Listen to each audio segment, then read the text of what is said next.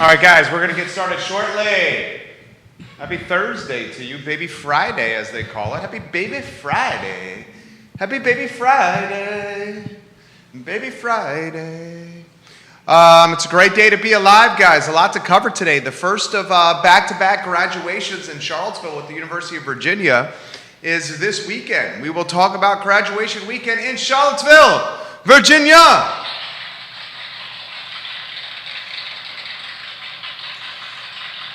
The governor of South Carolina is getting ballsy. The governor of South Carolina is getting real ballsy. And the governor of South Carolina says parents of children, parents of girls, parents of boys can determine whether or not their offspring, their child, their little boy, their little girl wears mask in schools. It's now up to parents in South Carolina to determine whether or not their kids are going to wear masks in schools.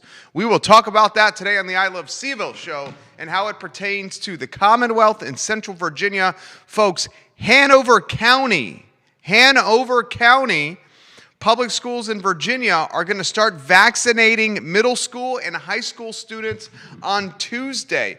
In fact, 12 to 15-year-olds in America are getting the shot in their arms now, today. I'm also going to introduce you to the newly minted vineyard in Central Virginia, in Albemarle County to be in fact. There's a new vineyard that is having a soft opening on Saturday, the 15th of May. We have those details for you. In fact, I may go to the soft opening myself. I'm excited for that. We'll talk about the Fontaine Avenue streetscape. The Fontaine Avenue streetscape is in the spotlight, and boys and girls, there is tremendous potential for the Fontaine Avenue streetscape. We will assess which corridors, which sections of Charlottesville have the most untapped potential. And drum roll, please, Judah.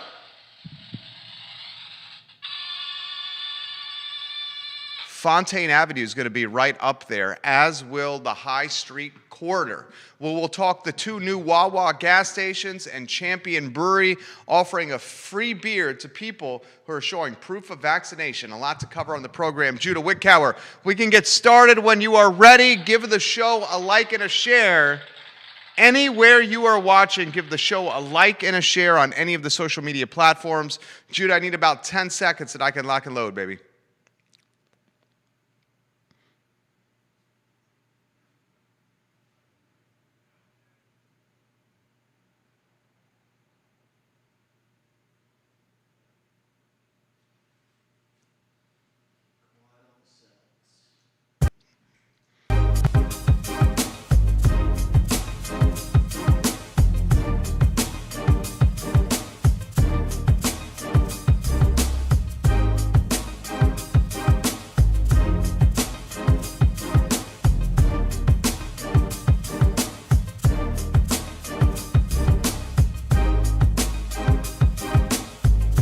Good Thursday afternoon, guys. My name is Jerry Miller, and welcome to the I Love CVille show. Great to be with you on a glorious day to be alive. We are live in Charlottesville, across Albemarle County, Central Virginia, the Commonwealth, the country, and the world on the I Love CVille network.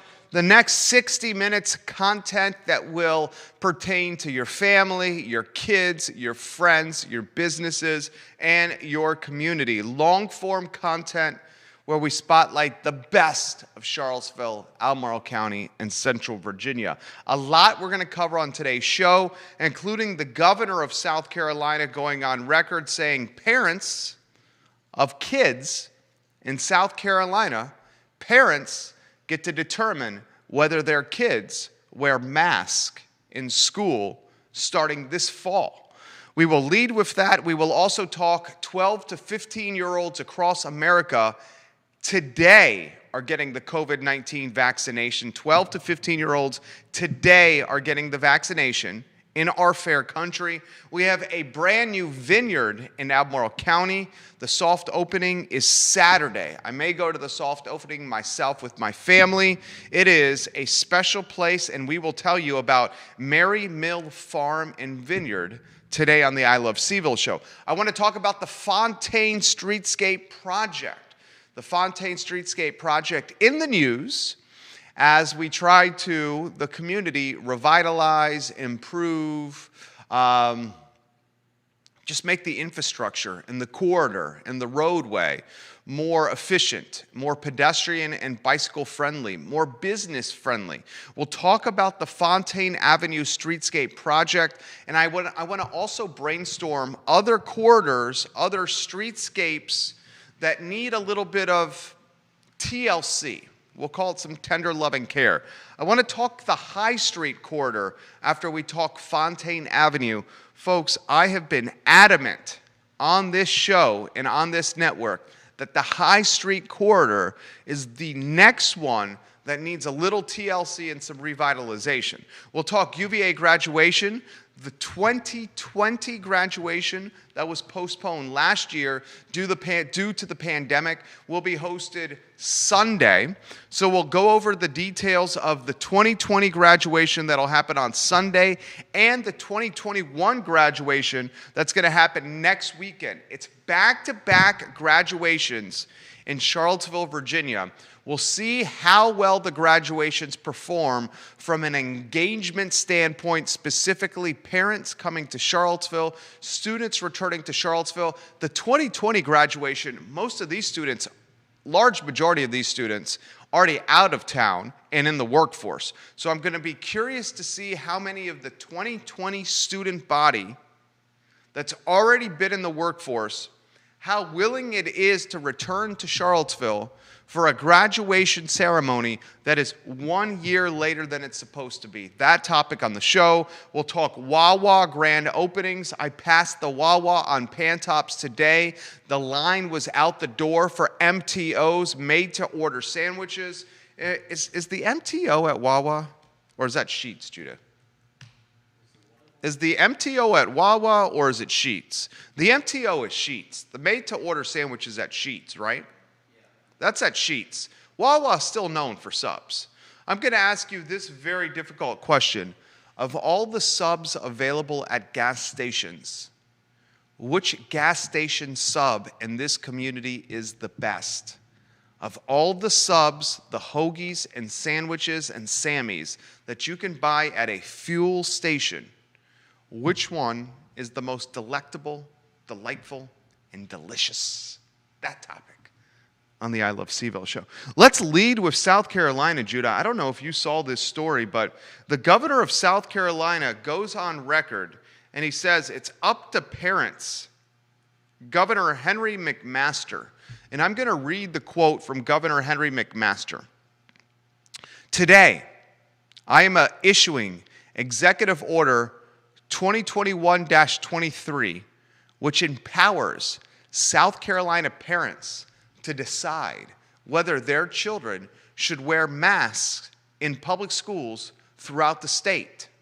Further, this order has explicitly prohibited this order also explicitly prohibits any county or local governments in the state of South Carolina from relying on prior orders or using a state of emergency as the basis for a local mask mandate, and bars all state agencies, local governments, and political subdivisions from requiring what has commonly been referred to as, quote, vaccine passports, quote, for any reason.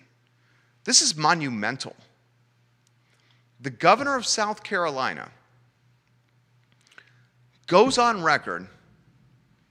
He issues an executive order. This executive order empowers the parents in the state of South Carolina to decide on their own whether their kids will wear a mask inside a school this coming semester in public schools in South Carolina. Furthermore, the governor of South Carolina is prohibiting county and local governments in the state from relying on previous orders or laws or from using a state of emergency as the basis for a local mask mandate. The governor of South Carolina just pretty much kiboshed masks, or at least gave parents the autonomy to make the decision for their kids in wearing these masks in schools. And the governor of South Carolina is pretty much poo-pooing vaccine passports. That literally is what's happening right now in South Carolina. Furthermore, vaccines are now available for 12 to 15-year-olds all over America. Starting today, 12 to 15-year-olds are getting in an injection in their arm to help protect them from COVID. I'm going to add to this topic by highlighting what's happening in Hanover County, Virginia. In Hanover County, Virginia, the public school system and the county in totality is going to start offering vaccinations to middle and high school students on Tuesday.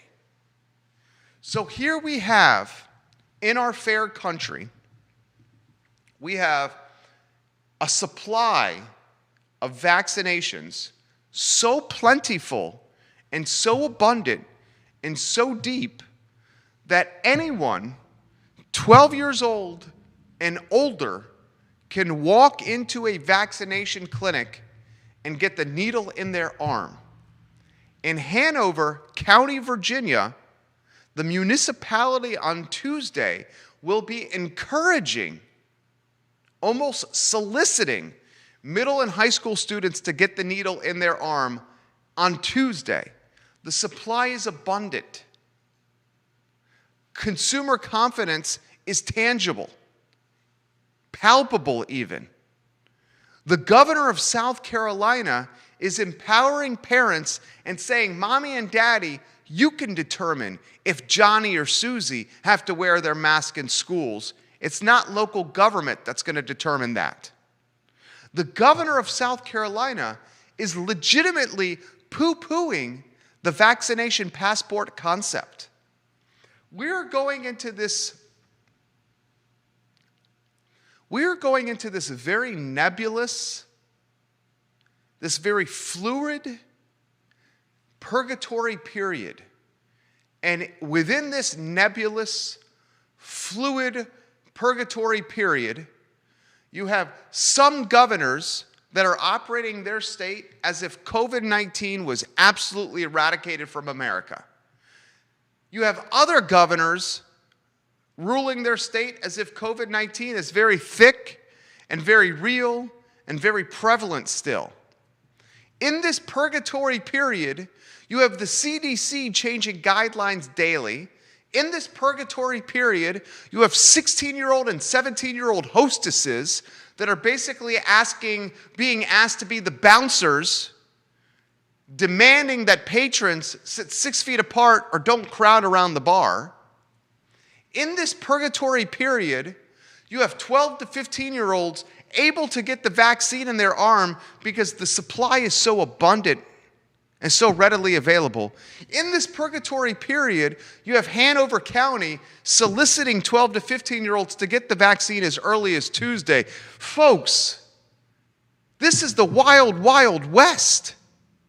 We are fresh, we hope, out of a pandemic that mankind hasn't seen since the Spanish flu. And as we get out of these dark, dark times into what we hope is the glimmer of light at the end of the tunnel, we have government agencies unsure of how to respond. We have governors issuing different edicts depending on the state you live upon. We have parents now being asked to determine whether their son or daughter shall wear masks in the hallways of schools in one state. We got bars open in Florida as if the pandemic never existed, and we got a governor in Virginia with a medical background that on the 15th of May is expected to very much relax COVID restrictions. This is the wild, wild west. Saddle up your horse to that post outside the saloon, walk into the saloon with those doors that swing open wide. Walk onto the hardwood floors of the saloon after the doors have swung open. The light is on Biff Tannen. He's walking into the OK Corral in the Wild West with his spurs clicking the wood and the chewing tobacco dripping off his chin. He may be looking for gold. He may be looking for gold nuggets in the river or an oil rush. But folks, it's the wild, wild West nevertheless.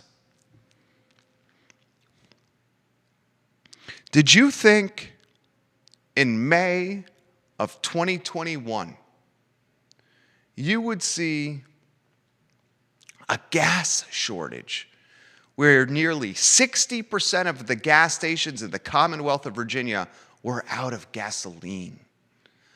I live in eastern Albemarle County in the Keswick area. Driving into work this morning, I passed the Legacy Market at the crossroads there at Keswick Road. Legacy Market had bags all over its gas pumps. I'm driving into town.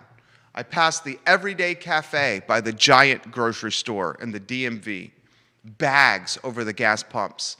I'm driving down Pantops Mountain to Freebridge. I passed the grand opening of one of two Wawas, this one on Pantops. The Wawa on Pantops had gasoline. Today was its grand opening. Of course it had gasoline. This is the first time it's accepted patrons. The Wawa on Pantops and the Wawa on Prophet Road is probably going to have a record-setting sales day. Its competitors have no fuel. You have the novelty of Wawas coming to the market and some tasty sandwiches, and it's left me, Jerry Miller, asking, damn it, what is the best sandwich from a gasoline in this area?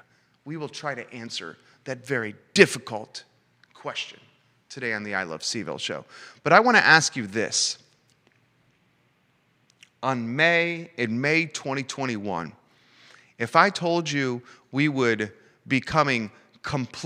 be fresh out of a pandemic that shut down America for 14 or 15 months and scared the bejeebus out of us, if I told you in May 2021 we would be fresh off a terrifying pandemic, we would be facing an epic labor shortage, we would be facing 55 to 60% of the gas stations in the Commonwealth of Virginia without fuel, we would be asking 12-year-old children to inject a vaccination in their arm that maybe has had 8 to 10 months of research, that we would be just fresh off 3 semesters of digital and virtual learning where Johnny and Susie were learning their ABCs and 1, 2, 3s in the coat closet instead of inside of a classroom. If I told you that we would be experiencing and facing inflation of proportions that are going to be, in a couple of months, a $250 grocery bill could be $350 or $400, with labor wages staying stagnant and not increasing potentially to the point of set inflation, if I told you all these things would be happening, that a Russian dark web syndicate could hack the largest American fuel pipeline from all the way on the other side of the world, causing the pipeline to shut down? The same Russian web syndicate could use dark web tactics to hack the Washington, D.C. Police Department and to get data on informants, to get data, private information on police officers. For example, they hacked the Washington, D.C. Police Department and has private information on police officers, like which police officers admitted in their interviews that they were sexually molested, had drinking or alcohol problems at one time, sexual proclivities, private information that you have to reveal during a job search that you would expect would remain private is now in the hands of a dark web Russian syndicate, the same that hacked the pipeline. If I told you all this stuff would be happening at the same damn time in America, you would say, Jerry Miller, are the locusts coming next? What is it in the Bible? Was it the locusts? 10 plagues. Can you get your microphone in front of you? Because you're a biblical scholar, my friend. What were the 10 plagues, my biblical scholar, Judah Wickhauer, today? One of them was the damn locust, was it not? One of them was the locust. I don't know about it. I don't think it was 10, and I'm not a big biblical scholar. Come on, biblical scholar. What were the plagues? There were frogs, there were locusts, there was blood in the water, there was, boils. How about the Russian dark syndicate hacking the colonial pipeline? How about COVID-19 and masks and vaccinations that have 8 months of research and governors with different rules and regulations depending on the invisible line that we call states? Not in the Bible. That wasn't in the Bible? That wasn't in the Old Testament? That isn't in the King James Version? Nope. Good night. The next thing we're going to see at the end of this month is a ark going down Market Street with a couple of giraffes and a couple of elephants and a couple of kangaroos and a couple of shih tzus and a couple of parrots and a couple of kitty cats. There's a new vineyard coming to Albemarle County. This is good news. This is a positive news. The newest vineyard coming to Albemarle County, boys and girls. I recently got invited to the soft opening of this vineyard, which is, I'm looking at the invitation now, Saturday the 15th of May. That's this Saturday. The vineyard is called Mary Mill Farm and Vineyard. You got some photos for us for this, don't you? Yeah. Let us know when those photos are on screen. My dear friend, Judah B. Wickhauer, my biblical scholar, my aficionado of the King James Version. The website is marymillfarm.com, J-dubs. Mary is spelled Merrie. That is the name of the road. It is in Keswick. 594 Mary Mill Farm. I'm going to read you a little bit from the About page. Judah's rotating photos on screen of the owners of this family, the Pelleys, husband and wife and 2 beautiful daughters. In 2007, we were in Charlottesville. This is the Pelleys writing on their website on the About page. In 2017, we were in Charlottesville for a friend's wedding when we became enchanted with Virginia. The idea of starting a vineyard sparked and took hold. Just a year later, we purchased Mary Mill Farm, moving our family from the United Kingdom. The property, for its buildings and land, spoke to our love of wine, architecture, interior design, and the outdoors. So with our young daughter Willow and another on our way, we moved into a small cottage on the property. While Elizabeth oversaw the restoration and renovation of the main house, I took to the fields. The last 3 years have been long and good. We were thrilled to learn much of our fields consist of rare Monteo soil, a rocky and well-draining soil, perfect for growing grapes. But Mother Nature, she is a fickle mistress. Our first viable crop, due for the 2020 vintage, was lost to a devastating historic frost. Heartbreaking and humbling, our year of hard work and vision for our first vintage was gone in an evening. Again, this spring, we watched over our vines a few anxious nights as the temperatures dipped dangerously low, but we were fortunately spared. Meanwhile, we had an old tractor barn demolished to construct our new 5,000 square foot tasting room. Elizabeth and team designed the tasting room to feel like a home, sourcing electric antique furnishings, personal artwork, and antique taxidermy to bring together a space that has to be seen to be believed. I will stop right there. I wish Guy, his wife Elizabeth, and his 2 beautiful daughters, Willow and Clementine, all the best. This is the newest vineyard for Central Virginia, Albemarle County specifically, in the Keswick area, 594 Mary Mill Farm. The soft opening is Saturday. It's a husband and wife, 2 daughters, and it's the type of business we love to support and rally around. I can't wait. And frankly speaking, I'm going to highlight this. Andre Xavier, if you're watching, this will appeal to you. The Keswick area needs one or two more vineyards, wineries, or breweries to kind of create a vineyard brewery trail system. You know how 151, 150 Fun, as we've dubbed it, has a bunch of breweries lined up in a row? Western Albemarle also has a bunch of wineries that you can kind of connect, where you can spend an afternoon or an entire day on a hop-on tour or a Cameron limousine limo, getting in a vehicle and going from winery to winery. The Keswick area, Eastern Albemarle County, really does not have that. They have Jefferson, Keswick, and Castle Hill, soon Patch Brewery in Gordonsville, although that's in Orange County. Patch Brewery is tied nicely together with Well Hung, with the Ice House, with Barbecue Exchange. Eastern Albemarle, the Keswick area, needs a couple of more vineyards and breweries besides Castle Hill, Jefferson, and Keswick to create a more robust trail that can compete with, say, Western Albemarle or Nelson County 151 for kind of like a trail where you can hop around different spots over the course of a day. So Mary Mill Farm is certainly going to help build that type of trail in Eastern Albemarle County. All right, the next topic is one that I think is going to hit close to home for many.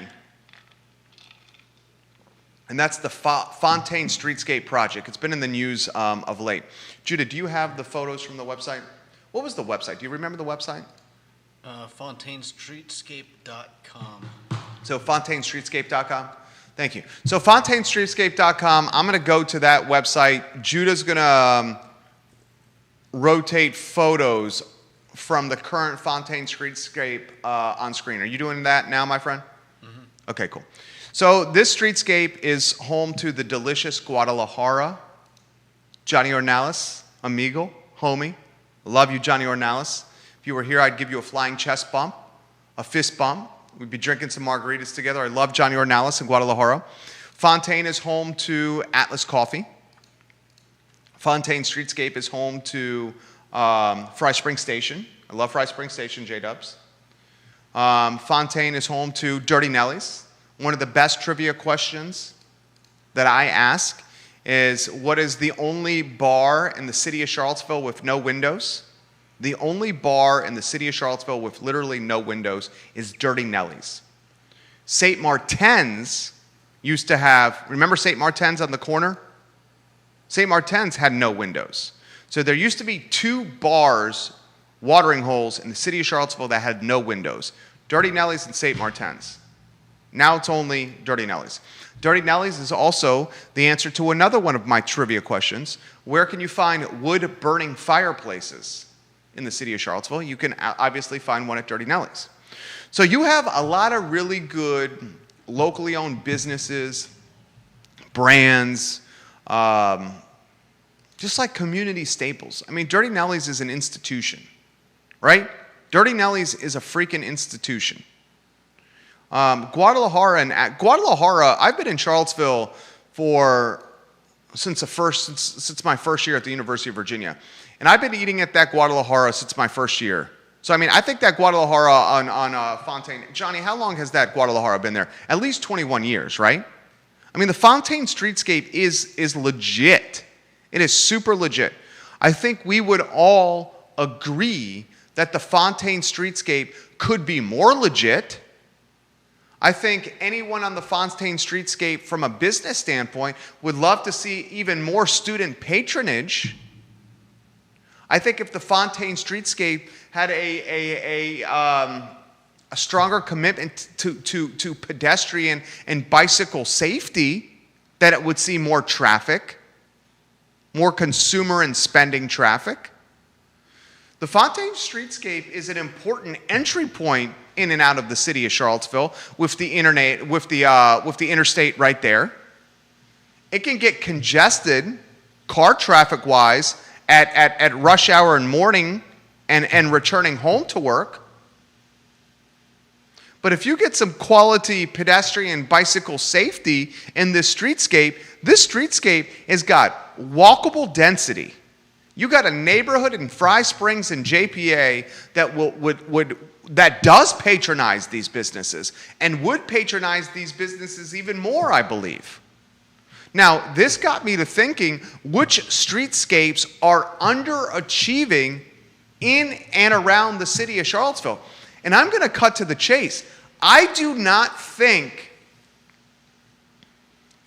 that there is a streetscape or a corridor of the city of Charlottesville that is underachieving more than the High Street corridor. You look at High Street, and I call High Street that area between, say, the old Martha Jefferson Hospital, the CFA. Isn't that where CFA is? CFA is there, the old Martha Jefferson Hospital. All the way to, heck, why don't you call it to Freebridge? You call it all the way to Freebridge. I want to include that food truck corner where Tacos Gomez and Angelique's set up. That's Mr. Cosner's corner, kind of a caddy corner, no, not caddy corner, across the street from Cosner Brothers. Mr. Cosner, the Cosner family only charges $20 for those food trucks to set up each day. Okay, so if you walk with me, and I want you to visualize the old Martha Jefferson Hospital and start heading down High Street where you have La Michoacana on your right, you have Tubby's on your right, you have Zanice's Jack and Jill's on the right. I love Zanice. I like Zanice. I told you the story. I almost bought my first piece of commercial real estate from Zanice. We negotiated an after-hours real estate deal with Zanice and Dr. Hurt. Then we had, what was the Greek liquor I always forget? Sambuco? Sambuca? I don't know. Sambuca or Ouzo? Ouzo we had after. I don't think Sambuca is. Sambuca or Ouzo we had after trying to negotiate this deal. Anyway, you're walking down High Street. You're going from the old Martha Jefferson Hospital to Freebridge. You're passing La Michoacana. You're passing Jack and Jill's. You're passing Tubby's on your right. You got Riverside Burger on your left. You got Fabio's on your left. Fabio's has got damn good pizza. Love Mike, love Sazo. You got that food truck court where Tacos Gomez is and Angelique's and a handful of other trucks. You got the Rivanna River Company tucked there kind of behind Cosner's. And then you head to Freebridge. That corridor from Martha Jefferson to Freebridge, I'm going to make a statement here, is the most underachieving streetscape and corridor in the city of Charlottesville. It's got piss poor bicycle, walker, pedestrian, and runner safety. There are many aspects of High Street, there are many portions of High Street that don't even have a sidewalk. The road is also super narrow on both sides. That corridor is also an entry point from Albemarle County, Pantops, Eastern Albemarle, into the city of Charlottesville. Freebridge down High Street is how a hell of a lot of people get into the city of Charlottesville. That corridor is also adjacent to the downtown. It's also adjacent to North Downtown, an extremely affluent neighborhood with deep pockets. It's right next to Belmont and Woollen Mills. I would bet that there is not a corridor or streetscape or street or area that is underachieving more than the High Street corridor from a bicycle, pedestrian, walker, approachability, inviting mindset. Give me one. Prove me wrong. Put it on the feed. And I see a lot of people saying Cherry Avenue. I see it on Twitter, I see it on Instagram, I see it on Facebook. A lot of people are saying the Cherry Avenue corridor is underachieving right now. Jerry Miller. That's one to consider. I would say the High Street corridor is underachieving more than the Cherry Avenue corridor. Prove me wrong. Prove me wrong. The High Street corridor, one of my buddies, Mike McAdams. Someone tell Mike McAdams that I'm dropping his name on this show. Mike McAdams. Gentleman farmer, Mike McAdams. Tell Mike McAdams I called him a gentleman farmer, please. He suggested this. We were in agreement that the High Street corridor is tremendously underachieving. He said, he came up with this idea of creating a river walk of some capacity along the Rivanna River, kind of behind Cosner Brothers in the Rivanna River Company. It's already paved and asphalted. You can create a river walk that has maybe some like tiki hut type bars and eateries along the river walk. That river walk goes parallel to High Street into town along the Rivanna. That river walk can be associated and mingled and tied to the RT, the Rivanna Trail, that has a trailhead right there by Freebridge. Can you imagine how many pedestrians, bicycle riders, walkers and runners, people in canoes and kayaks would patronize and spend their money along a river walk on High Street, right along the Rivanna River? Can you imagine if we called the High Street corridor the Rivanna River District corridor instead? Maybe you call it the River District corridor. And you brand this street with River District moniker. You get better sidewalks, better pedestrian, bicycle, and walker safety. You already have some density with the neighborhoods there along High Street. If you can encourage the High Street neighborhoods to walk to the businesses along High Street and not be fearful of their lives, specifically vehicle traffic that's going well over 25 miles an hour along that road, and then you add a river walk on top of the bicycle, pedestrian, and walker safety along the road, that corridor would be dynamite, dynamic. That corridor would be impactful.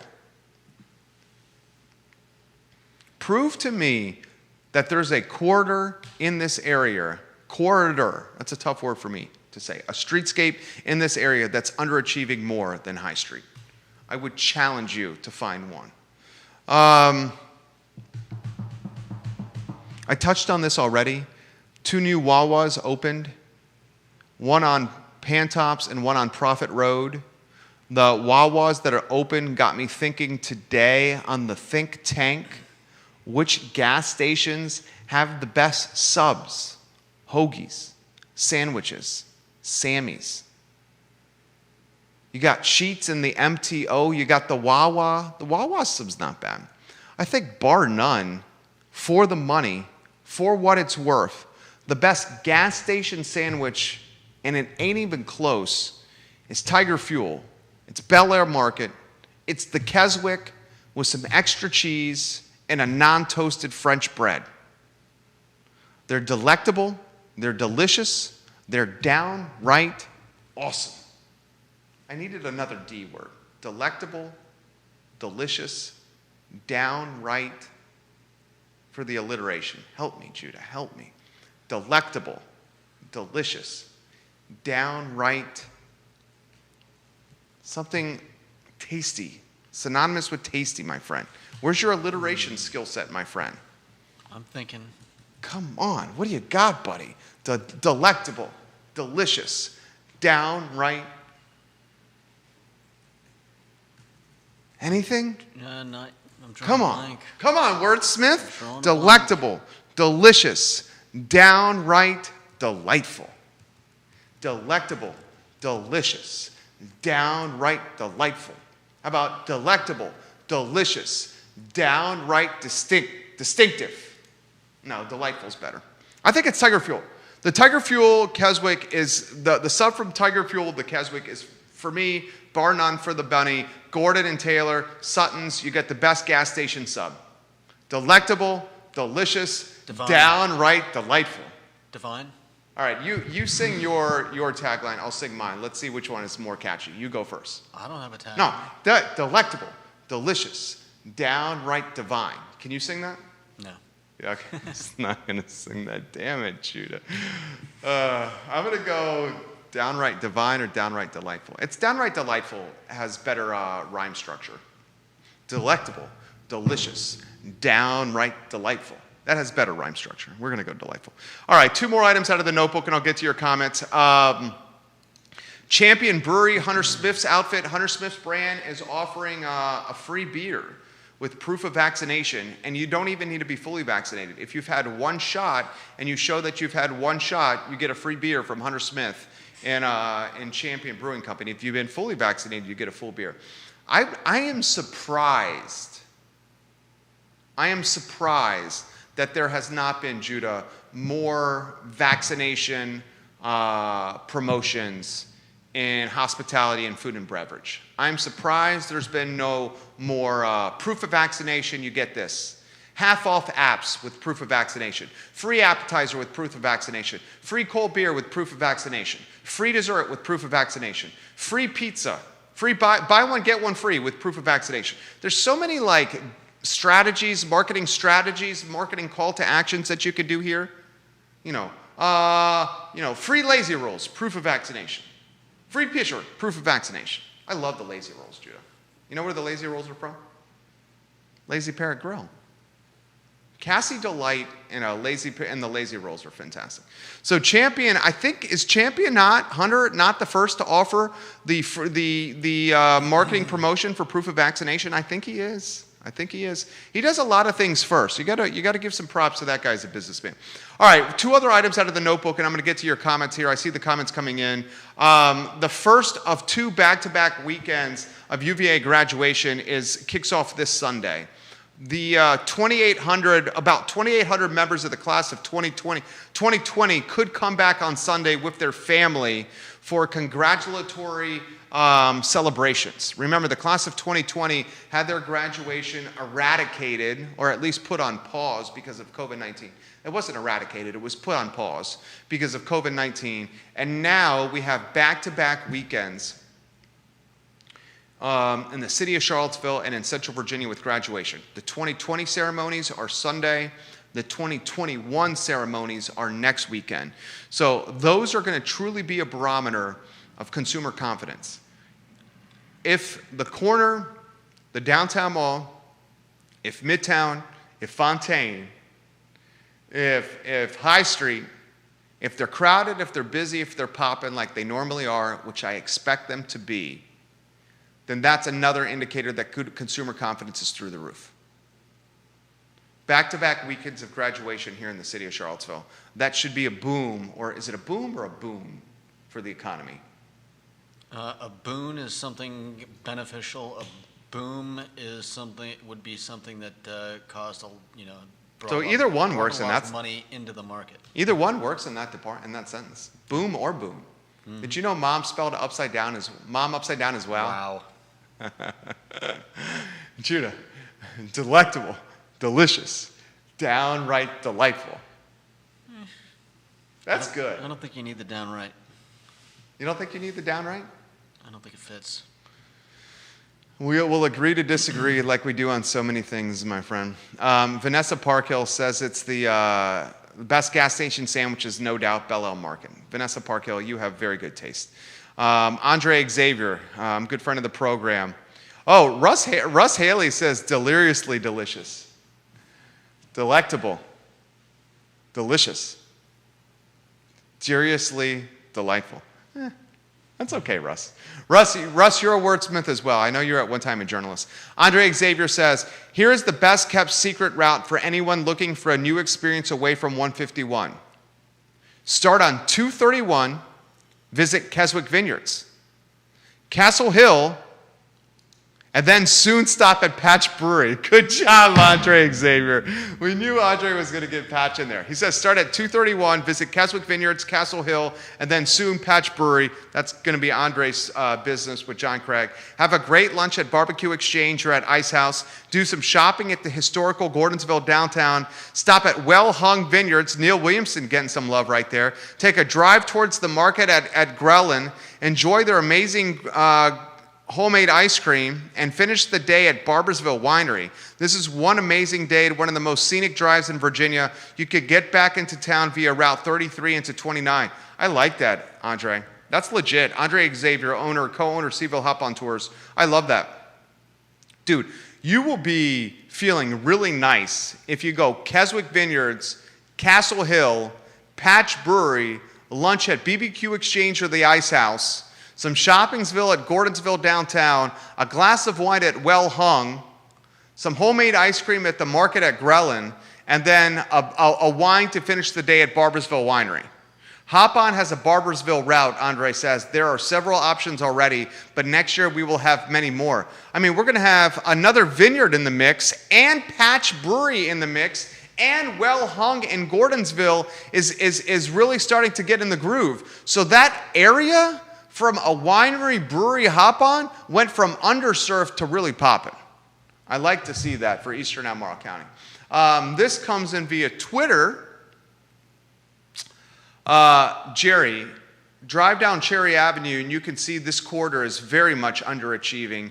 It certainly can rival High Street as the most underachieving in Seville. I said Cherry Avenue could be included in there. The frustrating aspect for me of the Cherry Avenue quarter is this. This is the frustrating aspect for me. When you get off Ridge Street and you pull onto Cherry Avenue, the first thing you see on the right is the hotel. The hotel is out of place from a character neighborhood standpoint, okay? A hotel is not symbolic of neighborhood character.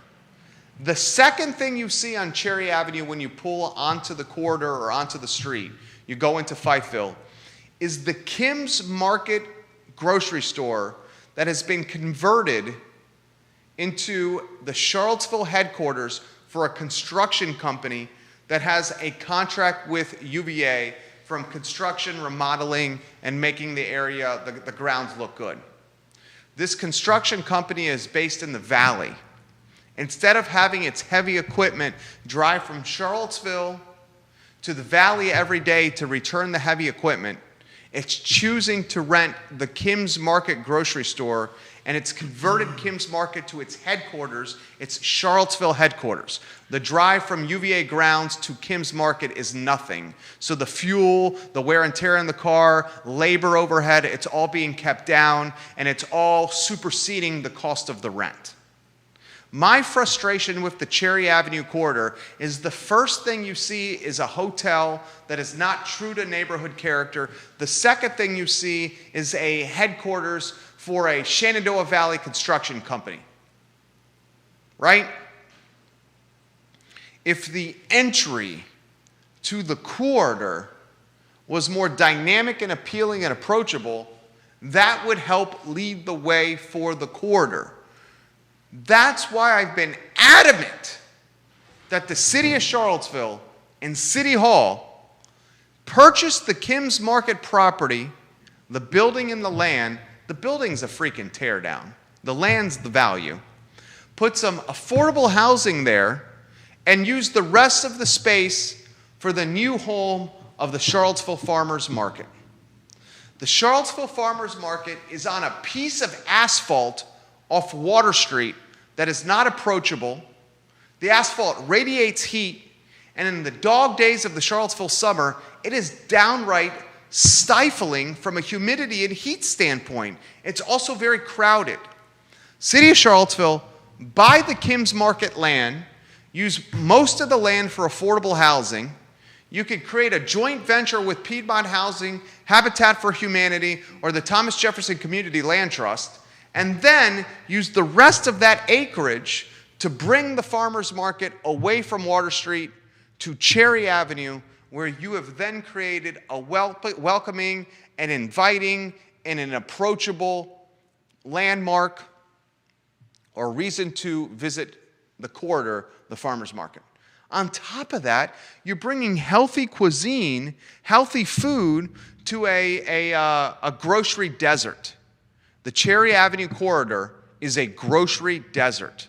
What is the closest grocery store to Cherry Avenue?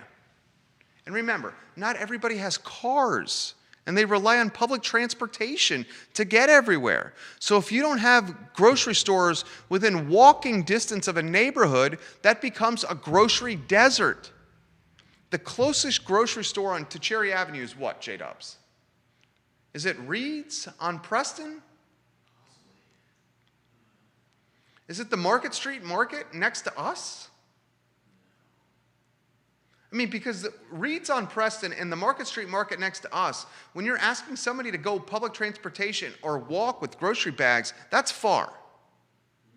Cherry Avenue is a grocery desert, right?